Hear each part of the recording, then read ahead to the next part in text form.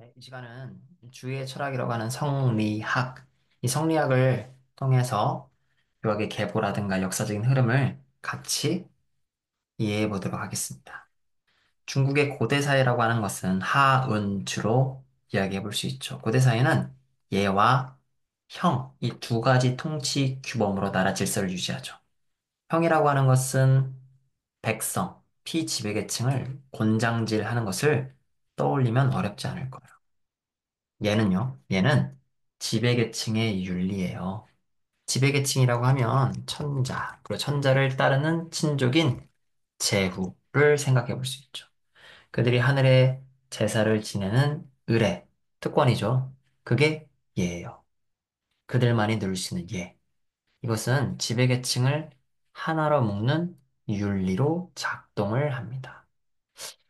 예와 형, 이거는 제가 분명히 통치 규범이라고 얘기했단 말이에요. 이 통치 규범이 주나라, 서주, 춘추 전국 시대 때 무너져요. 얘가 무너져요. 그래서 공자가 이렇게 말하죠. 너 나라에서 군주가 제사 후에, 제사 후에 음식을 나눠주는 게 예였는데 그걸 하지 않아요. 그래서 그걸 떠나버려요. 너 나라를. 왜? 얘가 무너졌다고 판단했기 때문에.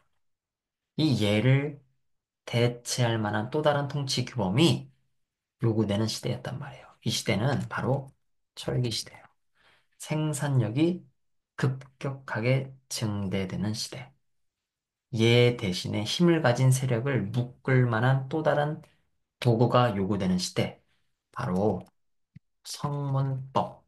성문법이 뭐예요? 법이죠, 법.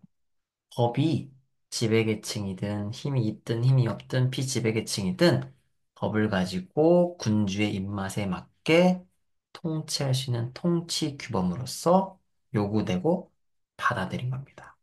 그 나라가 어느 나라냐? 진나라죠, 진나라. 시황제.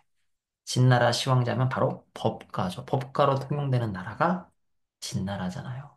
맞아요. 얘 대신에 법가로서 통치 이념이 선정이 됩니다. 이 법가, 진나라가 뭐 했죠? 만리장성을 세웠잖아요. 만리장성을 세울 때 그 백성들 법으로서 끌어다가 축조하는 데 동원했잖아요. 엄격한 법을 적용해서. 달아나거나 게을리하면 죽였어요. 그 시대적인 배경이 가정맹허호, 가혹한 정치는 호랑이보다 더 무섭다라는 말로 진나라 때 시대를 설명할 수 있습니다. 이 진나라가 시황제가 당연히 당시에도 유학자들이 많이 있었겠죠. 유학자들은 뭘 얘기했어요? 군주의 도덕으로서 예를 말합니다. 인을 말합니다. 그 예와 인을 조언으로 받아들일 리 만무했겠죠, 시황제가. 비판하는 유학자들을 어떻게 했어요? 분서갱유합니다. 유학과 관련된 책들을 묻어버리고요, 불태우고요, 유학자들을 묻어버렸어요. 그래서 유학은 진나라 때 사장이 됩니다. 진나라는 이 가혹한 정치로 인해서 그것으로 말미암아 나라가 오래가지 못해요.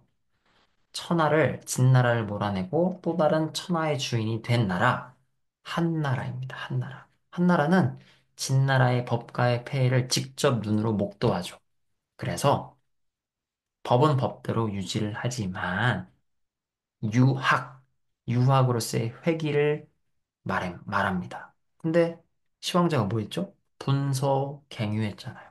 그래서 훼손된, 사장된 유교 경전을 열심히 되살리고 정리하고 내용을 해석하는데 힘을 주었던 학문, 유학으로서의 또 다른 이름으로서 훈고학이 정립이 돼요. 증명을 해볼까요? 유학은 이미 제자백과 이전에 다 있었어요. 그게 선택되지 않았습니다. 분서갱유됐죠?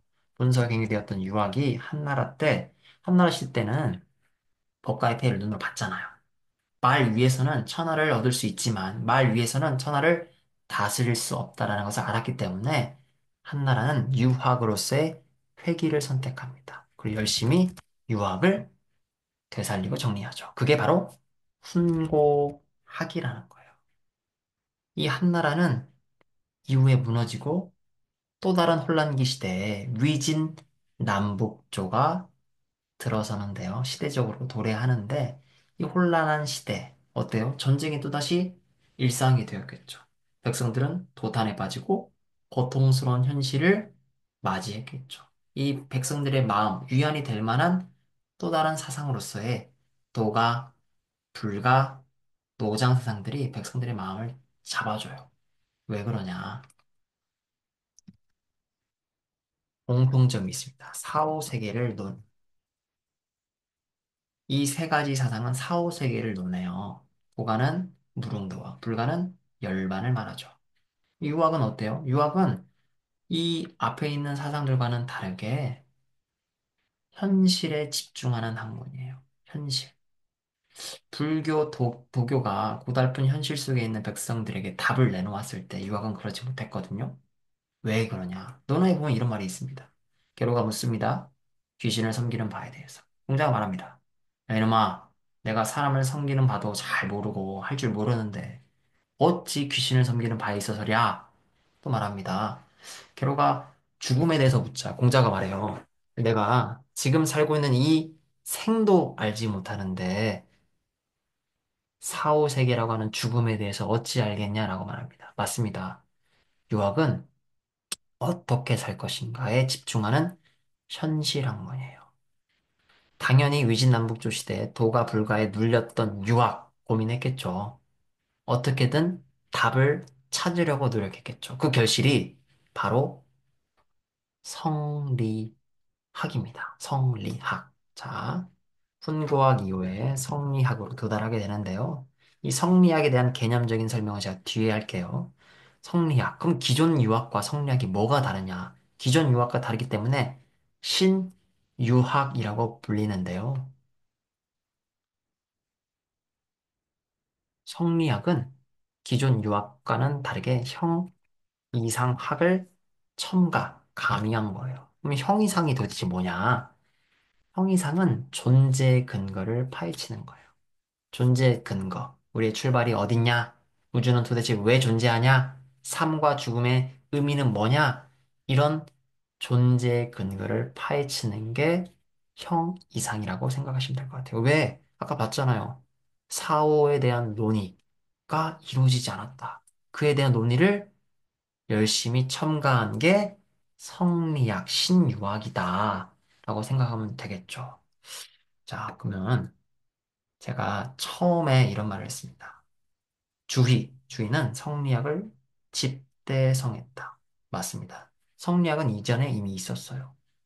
주돈이, 장제, 정오, 정이, 그리고 소옹까지 이 다섯 사람을 북송오자라고 불러요. 성리학, 이 북송오자의 개념을 다시 모아서 정리해서 집대성한 게 누구다? 주이다. 이때부터 비로소 유학을, 훈구학을 넘어 성리학이라고 불렀다. 그럼 성리학에 뭘 받아들였냐? 주돈이는 태극을 말했고요. 장제는 기, 정호, 정희 형제는 리를 말했습니다. 이 모든 개념을 정립하죠. 누가? 주의가.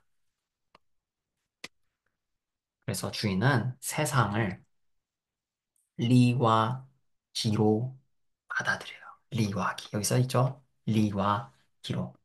세상이 리와 기로 이루어져 있다라고 이야기하는 게 바로 이기론이에요. 이기론. 그래서 동양 철학을 조금 공부해 보셨던 분들은 이런 말을 많이 들었을 거예요. 성리학의 이야기에서 이, 이황, 그리고 이대승까지. 이 기이론에 대해서 이야기를 들었을 거예요. 그럼 좀 쉽게 얘기해 보면 이런 거예요. 봄, 여름, 가을, 겨울, 사계절이 순환하죠. 그리고 해, 달, 낮, 밤, 뜨고 지고 늘 변함없이 순환을 하죠.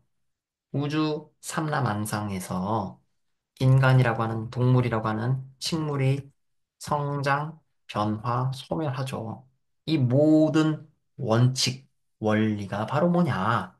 이걸 바로 리로 봅니다. 리로 봅니다. 리. 이 원칙, 원리가 뭐라고요? 리예요. 리. 자연과 인간의 삶에 흐르는 원리 법칙이 이치다, 리. 세상은 리 때문에 존재하는 거예요. 사람도, 동물도, 바위도, 계절도 모두 이 원칙 때문에 존재하는 거예요. 그런데 세상을 구성하는 원리는 리인데 그것만으로 사물의 모습을 드러낼 수 없어요. 그래서 기를 우리가 이해해야 되는데요.